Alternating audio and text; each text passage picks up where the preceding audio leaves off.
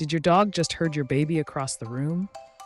Sounds wild, but it's totally a thing. And here's why.